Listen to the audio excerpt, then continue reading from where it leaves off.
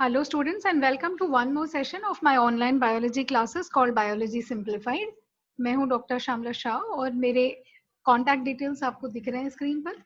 Okay हम standard 11 के state text book का जो 5th चैप्टर है सेल स्ट्रक्चर एंड ऑर्गेनाइजेशन वो कर रहे हैं and this is the 9th part of that video.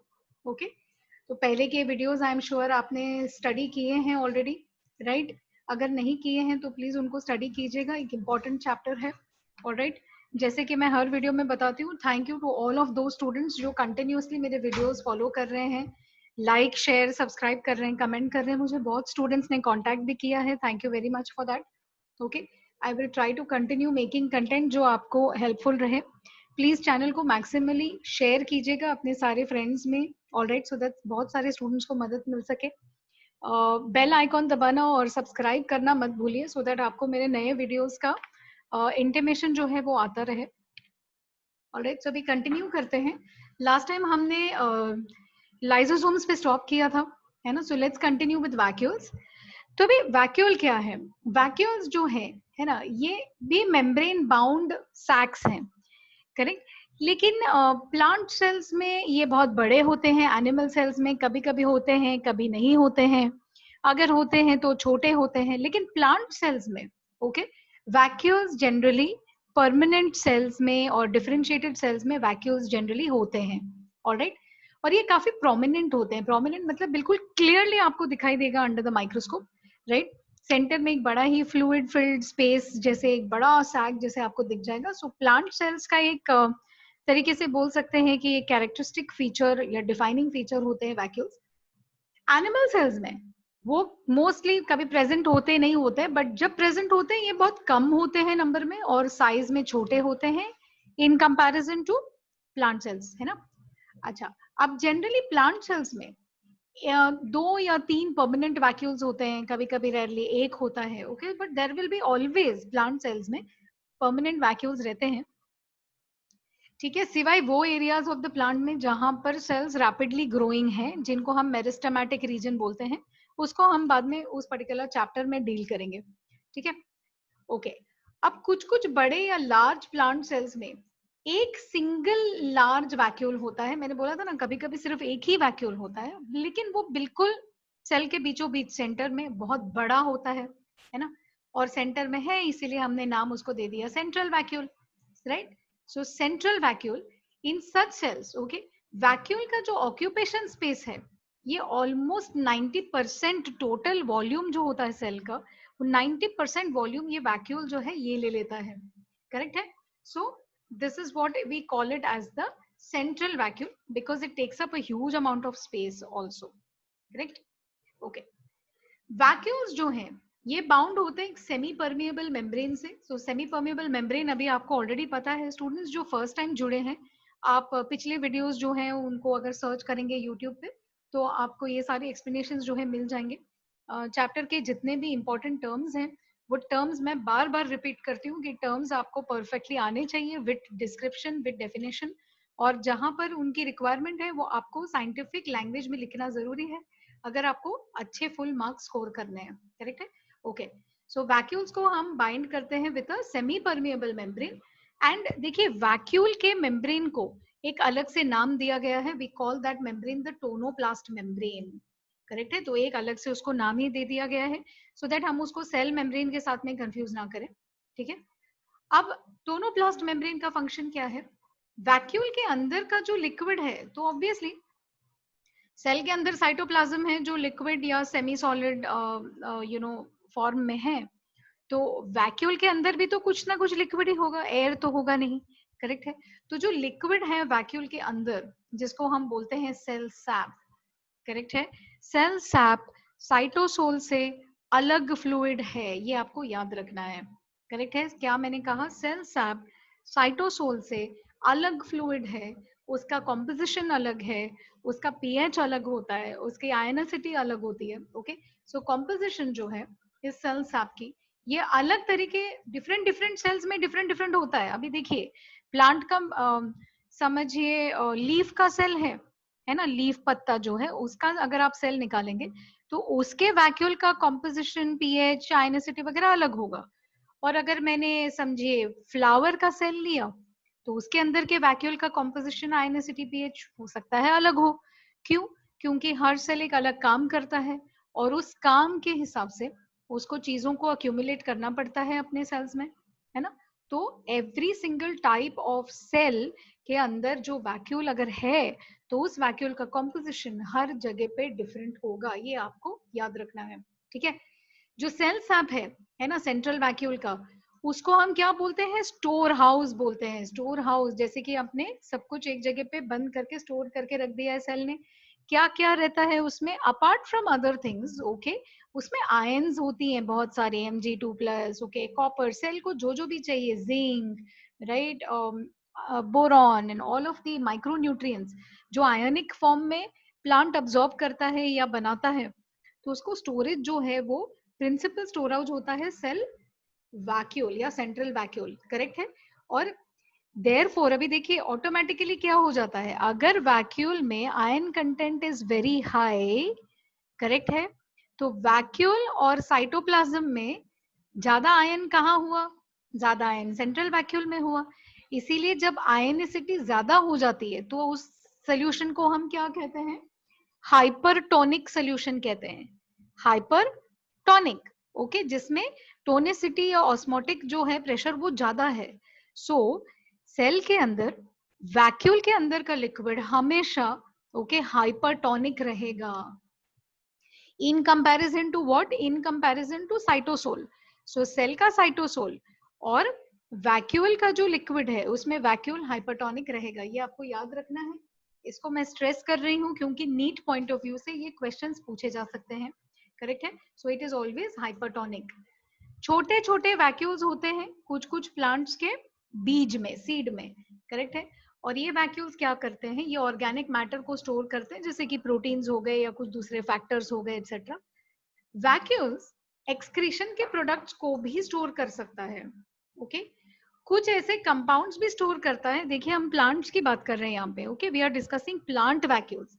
So vacuoles excretory products को या कुछ ऐसे प्रोडक्ट्स को भी, वो कंपाउंड्स को भी स्टोर करता है वैक्यूल, ओके, जो हर्बीवोरस एनिमल्स के लिए या तो हानिकारक है, हार्मफुल है, या तो जिनका टेस्ट उनको नहीं पसंद आएगा इसीलिए वो उन झाड़ों को खाएंगे नहीं, उन पत्तों को खाएंगे नहीं।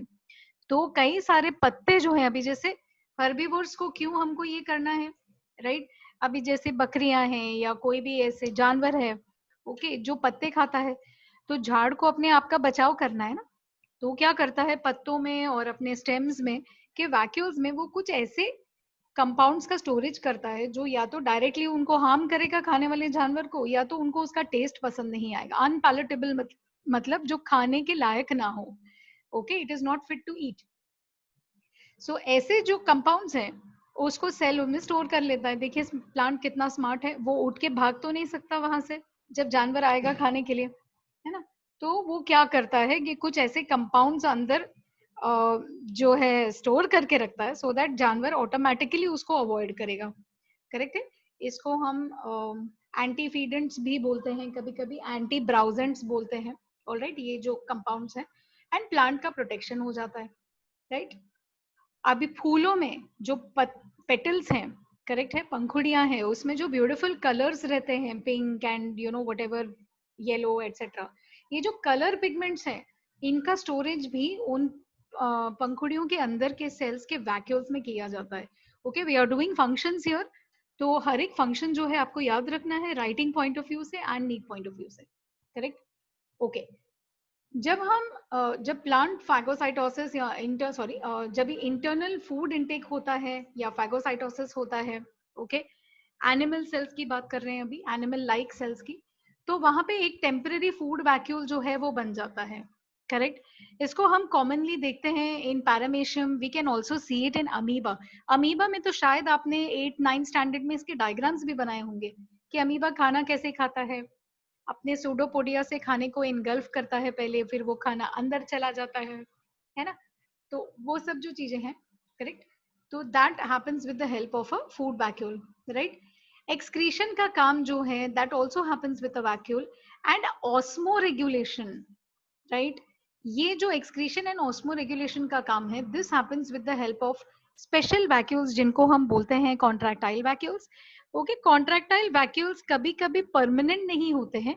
जब भी सेल को ऑस्मो रेगुलेशन की एक्सक्रीशन की जरूरत पड़ती है ना, वो टाइम पे वो वैक्यूल अपीयर हो जाता है सेल में और फिर वो चला जाता है। करेक्ट। वैक्यूल्स का और एक इंपॉर्टेंट काम ये है कि सेल की टर्जिडिटी को वो मेंटेन करता है। टर्जिडिटी अगर मैं सिंपल लैंग्वेज में समझाने जाऊं तो टर्जिडिटी मतलब the amount of liquid that is there in the cell. तो खास करके प्लांट सेल्स में अगर प्लांट के सेल्स में लिक्विड बिल्कुल कम पड़ जाए तो क्या होता है, प्लांट ऐसे सूखा हुआ नजर आता है ना, ऐसे ड्रूपिंग, जैसे कि सारे पत्ते नीचे आ गए हैं, सो रहे हैं, वैसे टाइप का है ना। अगर सारे सेल्स में 100% पानी या लिक्विड का, आई एम सेइंग पानी, बट एक्चुअली वो सैप या लिक्विड जो है सेल के अंदर, अगर वो 100% भरा हो तो स्टिफ हो जाता है ना, कड़क हो जाता है वो स्टेम और वो लीफ। करेक्ट और नॉट? तो इसको हम बोलते हैं टर्जिडिटी। टर्जिडिटी मतलब जब ये सेल पानी से या लिक्विड से पूरा भरा हो। ओके, लिक्विड का प्रेशर सेल वॉल पर आता है और सेल वॉल जो है बिल्कुल टाइट एक्सपैंड होता है, उसके वजह से टिश्यू स्टिफ और हार्ड रहती है, दैट इज कॉल्ड टर्जिडिटी। इस कॉन्सेप्ट को हम आगे दूसरे चैप्टर्स में डिटेल में देखेंगे। करेक्ट है?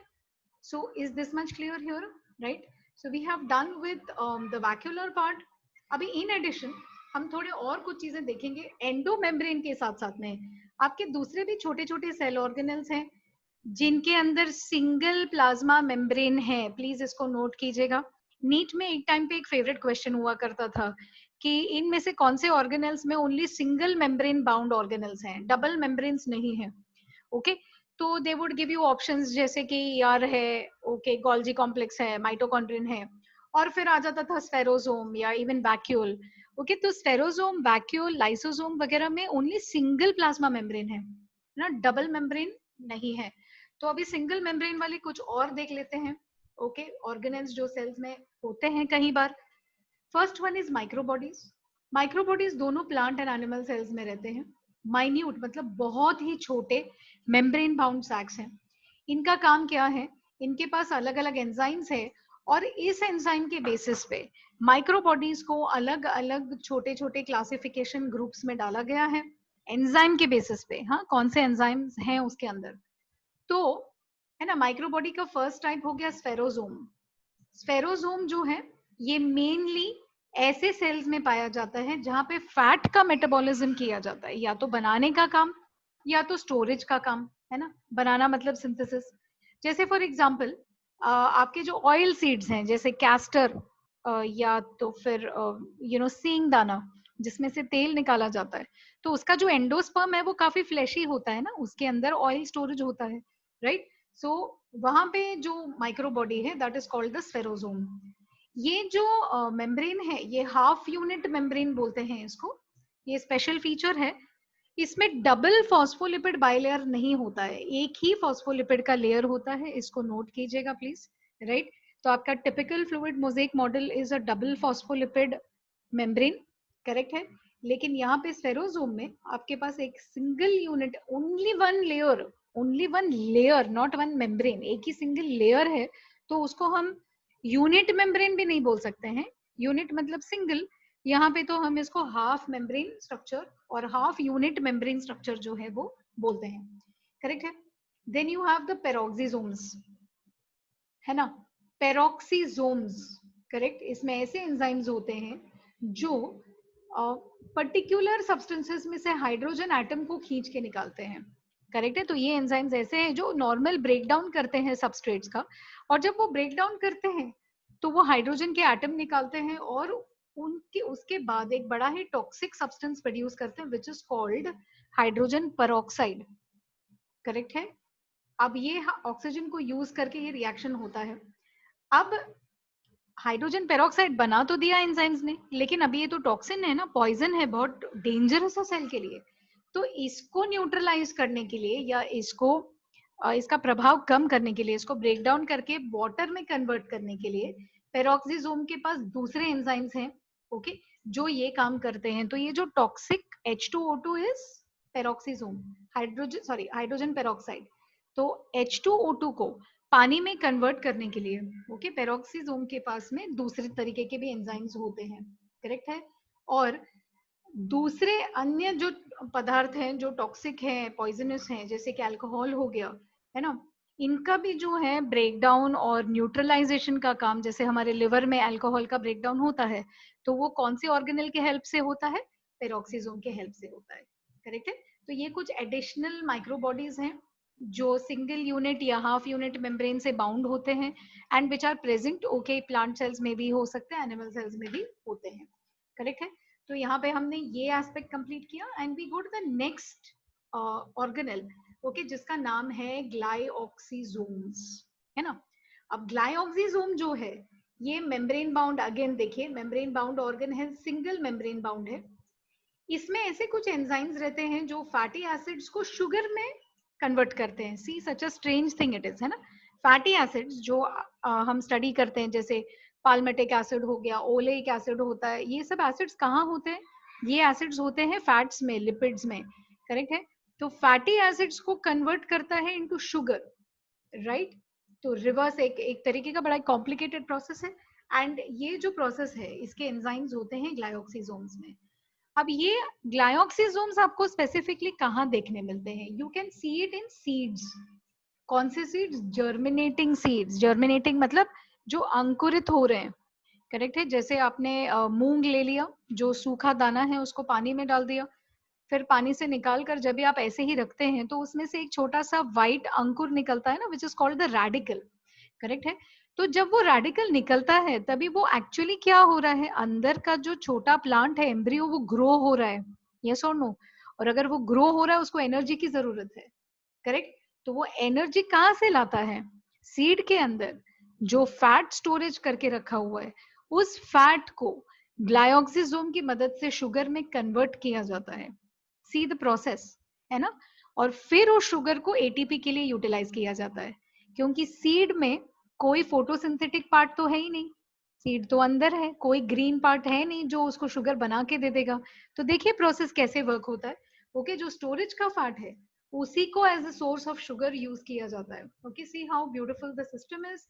और जब तक कि उसमें पत्ते और ग्रीन पार्ट्स नहीं आ जाते जो फोटोसिंथेसाइज कर सके, करेक्ट है, तभी तक ये सेल्स जो हैं ग्लाइऑक्सीजोम्स को यूटिलाइज करके ग्रो करते हैं। करेक्ट है ना। ग्लाइऑक्सीजोम का एक स्ट्रक्चर दिया हुआ है, this is the membrane, this is the matrix and this is the core, या तो सेंट्रल जो एरिया है। करेक्ट है। So glyoxysome is a very sweet and simple small structure. Okay, and then we go to the next aspect which is mitochondrion. तो अभी हम ninth जो है सेल ऑर्गेनल पे आ गए हैं, which is dealing with mitochondrion. Mitochondrion again आपने younger standards में आई एम श्योर आपने स्टडी किया होगा, और इसको हम कॉमन लैंग्वेज में बोलते हैं the power house of the cell, है ना। सेल का power house, energy generating system. Correct है। तो ये जो सेल ऑर्गेनल्स हैं ये plant cells, animal cells, unicellular organisms में सब में होते हैं। यूकैरियोटिक सिस्टम का बहुत ही बड़ा इंपॉर्टेंट ऑर्गेनल है। इसका इन्वॉल्वमेंट एरोबिक रेस्पिरेशन में होता है। एरोबिक मतलब जो मॉलिक्यूलर ऑक्सीजन के हेल्प से, ओके,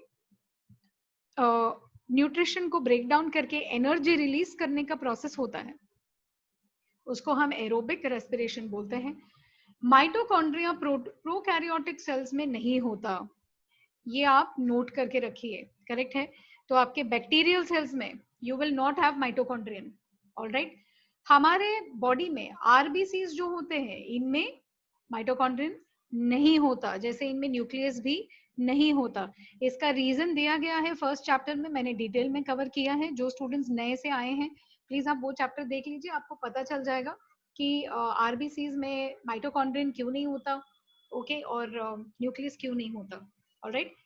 अब माइटोकॉन्ड्रियन का जो शेप है ये ओवल हो सकता है, या तो फिर राउंड, या तो फिर स्ट्रिप जैसे, रिबिन जैसे, है ना। रिबिन जैसा, जैसे रिबिन जैसे क्लोरोप्लास्ट भी होते हैं, वैसे रिबिन जैसे माइटोकॉन्ड्रियंस भी हो सकते हैं।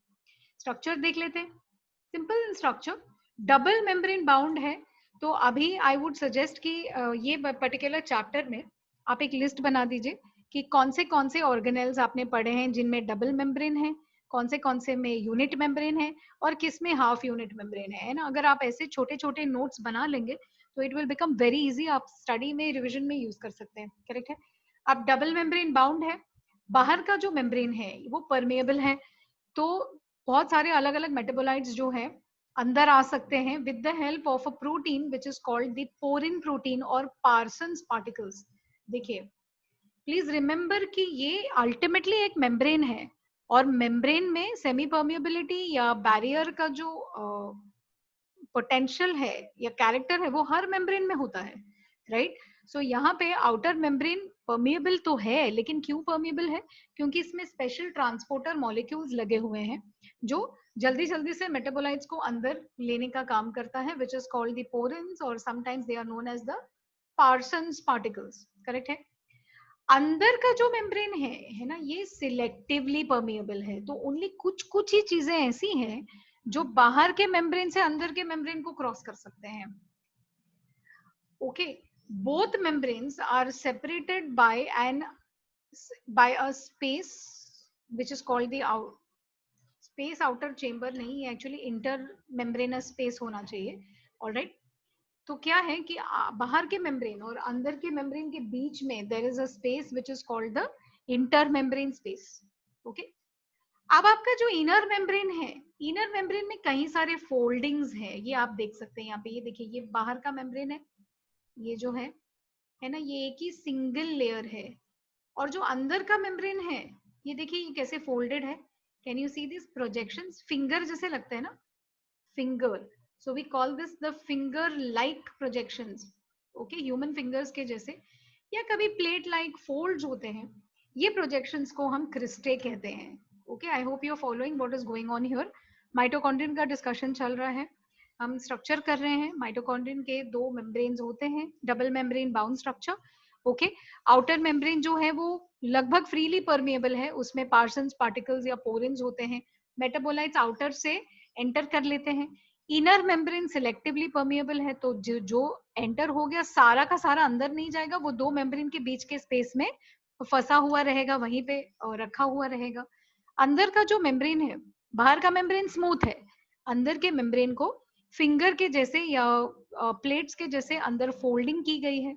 ये प्रोजेक्शंस को या ये फोल्ड्स को हम कहते हैं क्रिस्टे, है ना। क्रिस्टे के ऊपर छोटे छोटे बहुत सारे पार्टिकल्स हैं जिनको हमने बोला है ऑक्सीजोम्स, या तो हम इनको साइटोक्रोम्स और इलेक्ट्रॉन कैरियर्स भी बोलते हैं, करेक्ट है। तो यू कैन सी यहाँ पे थोड़ा क्लियर नहीं है ये, so I am just going to enlarge it. ये छोटे छोटे ग्रीन कलर के जो बॉल लाइक स्ट्रक्चर्स आपको यू नो दीज फिंगर्स के बाजू में, ये देखिए ये ब्लैक ऐसे लाइन से दिख रहे हैं। Okay, they have enlarged it here. okay, so that each of that is basically the what you call the oxysome, है ना। इसको मैं थोड़ा कम कर लेती हूँ। ओके, तो ये जो ब्लैक ब्लैक दाने दिख रहे हैं ये ऑक्सीजोम है, इसको इन्होंने यहाँ एनलार्ज किया हुआ है, इसको और फर्दर एनलार्ज किया हुआ है। तो ऑक्सीजोम्स में okay you can see there is an F1, there is an FO and there is a base, correct है। ओके, अब इनर मेम्ब्रेन में एक मैट्रिक्स जैसा जो मतलब लिक्विड है, कैविटी है एरिया, और उस एरिया के अंदर देयर इज अ फ्लूइड जिसको हम मैट्रिक्स बोलते हैं, करेक्ट है। तो माइटोकॉन्ड्रियन के अंदर का जो लिक्विड है that is called the matrix. इस मैट्रिक्स में क्या क्या मिल जाएगा आपको, है ना। आपको सर्कुलर डीएनए मिलेगा, आरएनए मिल जाएगा, 70S टाइप का राइबोसोम मिलेगा। देखिए 70S है ना, 70S कहाँ पे किया था students, do you remember? 70S prokaryotes में था, याद है? तो जो लोग नहीं रीड कर रहे हैं, स्टडी नहीं कर रहे हैं, फटाफट बैक वीडियोस देख लीजिए जहाँ पे राइबोसोम के स्ट्रक्चर्स हैं, okay, and check that out. Lipids हैं, वेरियस एंजाइम्स हैं, ओके, जो क्रेब्स साइकिल के एंजाइम्स हैं, क्रेब्स, और कुछ दूसरे पाथवेज हैं, ओके, जो रेस्पिरेशन में काम आते हैं, ऑलराइट। और वो सारे एंजाइम्स भी आपको अंदर मैट्रिक्स के अंदर जो है वो मिल जाएगा, करेक्ट है। Okay, let us look at the next aspect of the mitochondrion itself, right? अब ये जो ऑक्सीजोम्स हैं, है ना, अंदर के मेम्ब्रेन में छोटे छोटे पार्टिकल्स हैं जिनको हमने क्या नाम दिया, ऑक्सीजन, सॉरी ऑक्सीजोम है। You can call them the F1 FO particle, you can call them the Fernandez Moran particle, elementary particle, mitochondrial particle, okay, इतने सारे नाम हैं for the same thing, correct. अब ये जो पार्टिकल्स हैं, ये पार्टिकल्स एक्चुअली एटीपी को बनाने में मदद करते हैं। तो आपने स्टडी किया है कि what is the function of mitochondrion, ATP synthesize करना, है ना। शुगर्स को, फैट्स को, सारे न्यूट्रिएंट एलिमेंट्स को ब्रेक डाउन करने के बाद जो फाइनल एटीपी सिंथेसिस होता है, वो एटीपी सिंथेसिस जो है आपके माइटोकॉन्ड्रियन में होता है, और उसको काम देने वाला जो है दैट इज द ऑक्सीजोम. हर पार्टिकल ऑक्सीजोम का, okay, you have a head and a stalk and a foot. Okay, head को हम F1 पार्टिकल या लॉलीपॉप स्ट्रक्चर बोलते हैं, जो मैट्रिक्स की तरफ होता है, अंदर की तरफ. और फुट जो FO है, ये इनर मेम्ब्रेन के अंदर फंसा हुआ रहता है. करेक्ट है. तो जो हेड है वो एक्चुअली एक एंजाइम है which is called the ATP synthase. Okay, क्या कहा मैंने? हेड जो है ये एक एंजाइम है जिसका नाम है एटीपी सिंथेज, और एटीपी सिंथेज एटीपी बनाने में मदद करता है. जो फुट है ये प्रोटॉन को चैनलाइज करता है. ओके, ये जो प्रोसेस है ये हम आगे जो चैप्टर्स है रेस्पिरेशन वगैरह पे उसको हम डिटेल में करेंगे. अभी आप बस इतना समझ लीजिए कि हेड एटीपी को बनाता है, फुट जो है वो प्रोटॉन्स या H+ को चैनलाइज करता है सो दैट एटीपी बन सके. ऑक्सीजोम्स का काम जो है ये प्रोटॉन पंपिंग और एटीपी सिंथेसिस में सबसे क्रूशियल काम है. करेक्ट है. So here you can see the structure. ये हेड है, F1 पार्टिकल. करेक्ट है. यहाँ पे देखिए इन्होंने आपको मेम्ब्रेन के ऊपर का भी इसका पोजीशन बताया है. करेक्ट है. तो if this is the finger, ये फिंगर जैसा प्रोजेक्शन है इनर मेम्ब्रेन का, है ना. तो ये पूरा एरिया मैट्रिक्स हुआ, ये जो व्हाइट कलर का पार्ट है. तो देखिए हेड जो है, ये हेड ये माइटोकॉन्ड्रियन के अंदर के हिस्से को फेस कर रहा है, मैट्रिक्स साइड को. और बेस जो है वो देखिए कहाँ पे फंसा हुआ है. बेस जो है वो यहाँ पे फंसा हुआ है, इट इज इनसाइड. करेक्ट है. Inside the double protein lipid bilayer. Correct है. यहाँ पे रेस्पिरेटरी चेन के एंजाइम्स हैं, और ये स्पेस है इंट्रा क्रिस्टल स्पेस, मतलब it is the space in the crystal. Correct है. इन बिटवीन, बीच बीच का ये सारे F1 पार्टिकल्स हैं. हाँ देखिए यहाँ पे it is clearer. Okay, I just enlarge this for a minute. ये देखिए पोजीशन कितना क्लियर है. करेक्ट है. तो this is the inward head. और हेड क्या था? हेड इज एटीपी सिंथेज, है ना. ये स्टॉक है और ये बेस है. बेस जो है वो प्रोटॉन्स को चैनलाइज करता है, और यहाँ पे रेस्पिरेटरी चेन के एंजाइम्स है. तो ये पूरा जो सिस्टम है, ओके, ये किस चीज में मदद करता है? ये आपके H+ को चैनलाइज करके एटीपी बनाने में मदद करता है. करेक्ट है. तो आई स्टूडेंट्स, आई होप दैट यहाँ तक का आपका जो पार्ट है वो क्लियर है. Right, we have finished till mitochondria. So ये सेशन में यहीं पे एंड करती हूँ. प्लास्टिड्स हम अगले सेशन में करेंगे. Thank you very much for watching and sharing. Again मैं आपको बोल रही हूँ कि प्लीज सब्सक्राइब करना मत भूलिए, शेयर करना मत भूलिए. अगर आपके कोई भी कमेंट्स हैं, फीडबैक है, आपको कोई भी अगर रिक्वायरमेंट है, तो या तो आप डायरेक्टली मुझे मैसेज कर सकते हैं मेरे नंबर पे, या आप कमेंट सेक्शन में कमेंट डाल दीजिए and I will definitely reply to you. Thank you very much, students. Please continue to share and support the channel, and please keep studying. Thank you.